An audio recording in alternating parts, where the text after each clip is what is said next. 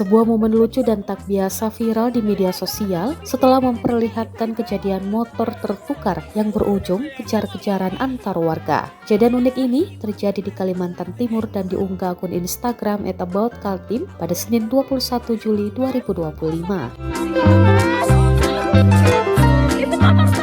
Dalam video yang beredar, tampak seorang warga mengejar pengendara lain di jalan raya karena mendapati motor miliknya tertukar. Lucunya, pasangan yang membawa motor tersebut juga tidak menyadari bahwa kendaraan yang mereka bawa bukan milik mereka. Suasana berubah jadi gelak tawa setelah mereka saling menyadari bahwa motor yang dikendarai sangat mirip hingga membuat mereka keliru. Insiden ringan ini langsung menyita perhatian warganet dan memancing beragam komentar lucu.